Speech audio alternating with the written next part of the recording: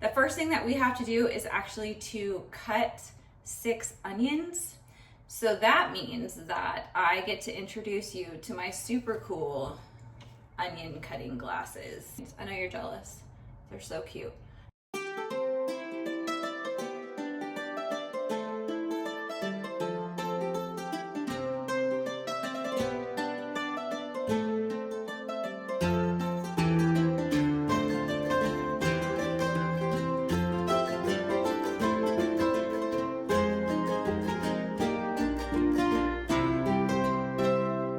Hey, welcome back to another Making All My Saved Recipes from Teresa Figures It Out. We'll be making another saved recipe from Facebook, which means that it's at least 6 years old. Could be 7, could be 8 years old. I haven't been on Facebook as an active member since 2020.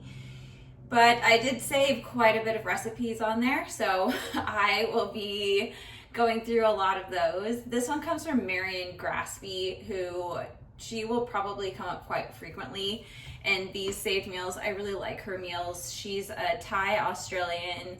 She puts like an Asian-y kind of theme onto a lot of classically not Asian meals. One of my very favorites of hers is a mushroom sauce that she did with miso, and I now use that every time I make my green bean casserole for Thanksgiving. It's just my classic one that I do. This is going to be her French onion soup. It is dinner time in our household. I'm hoping to get this done in the next hour and a half.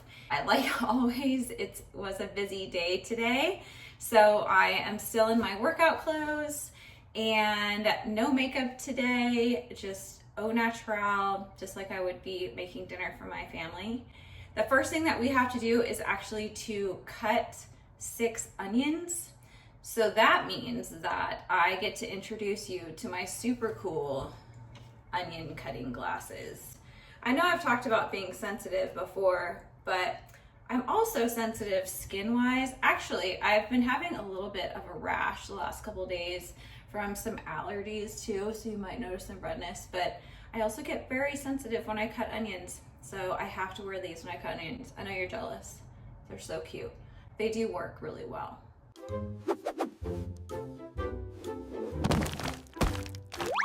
Let's do a shallow dive into French onion soup. French onion soup originated as a humble Roman-era peasant dish due to affordable, easily grown onions, but evolved into an 18th century French staple. Its modern form, beef broth, caramelized onions, and cheese gratin, gained fame in the 19th century. The dish became globally popular in the 1960s, heavily influenced by American interests in French cuisine spurred by Julia Child. I'm gonna go ahead and start slicing up these onions. It requires 6 onions. It's gonna take me a little while.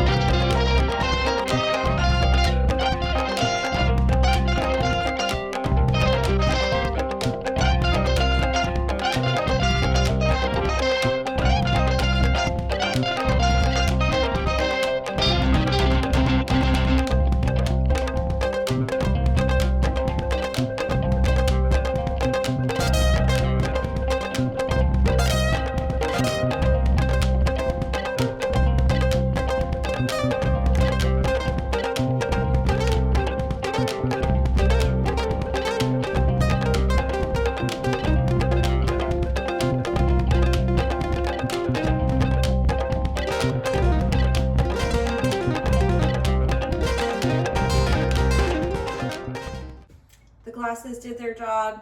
There was no crying, although I noticed that some of the onion peel stuck to me, little onion skin. So the next thing that I'm going to do is get my oil and butter going. Once those are going, then I'm gonna add my onions, and then it's gonna take about an hour for the onions to cook down and get nice and brown. You're really looking for them to be brown and caramelized. It's gonna be really good and definitely worth it. First, following Marion's recipe, you just want to heat oil and butter in a very large pot and add the onions, as well as 2 teaspoons of sea salt. It's going to take about an hour for the onions to get really deeply golden brown.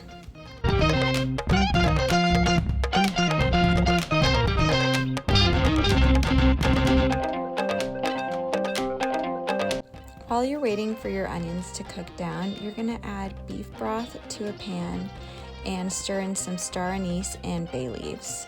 My star anise was actually in little pieces, so I had to just kind of guess how much star anise I was supposed to have.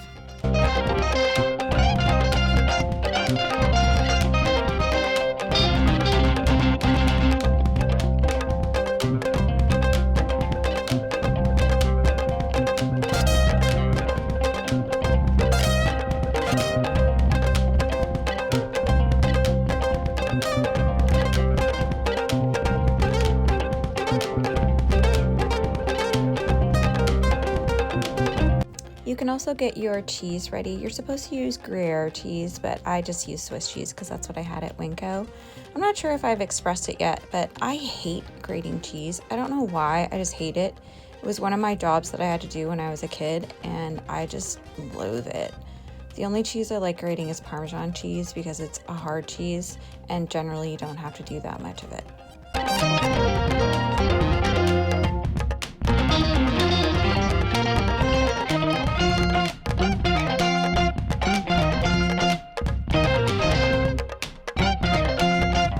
This is the beef stock and the spices heating over medium-high heat while I'm waiting for my onions to go through its journey. The kitchen smells were really good and my husband came to investigate.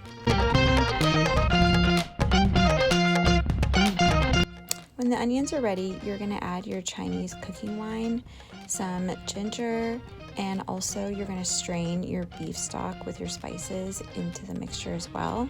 Then you're going to add a soy sauce and cornstarch slurry, and that will help it to not completely thicken up, but it just kind of adds a little bit of a bite to the soup.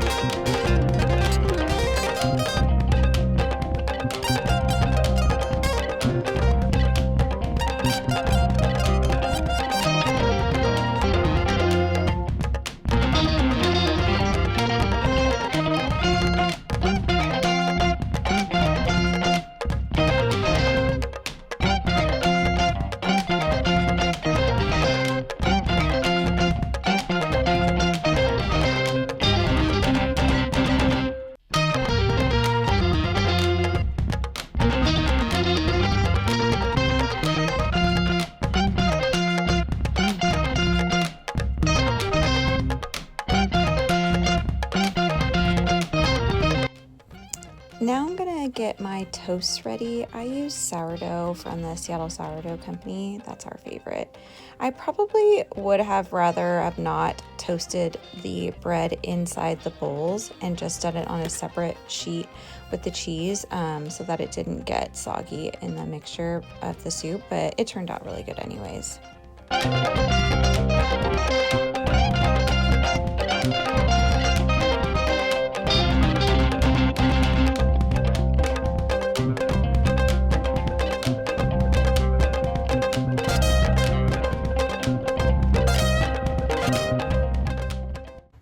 my family's been waiting patiently. It's dinner time. It's time to stop filming and start feeding my family.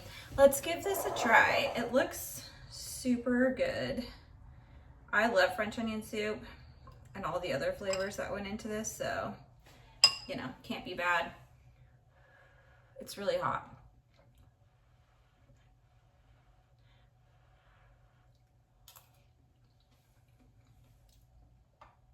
Oh man. Wow, that's super good. The star anise and the ginger really go well with that. And the Gruyere cheese, or the Swiss cheese is what I use. I really like it. Yeah, there's just gonna be more of these, more getting stuff off our list. This is definitely going from the saved recipe graveyard into something that I make a lot. I'll be saving this one for my family for sure. I really hope that you enjoyed this and it's motivating you to start getting some things off your to-do list. Just start doing it now, whatever it is. Choose something this week and start working on it, whether it's a big pile that you have going on in your kitchen or something else.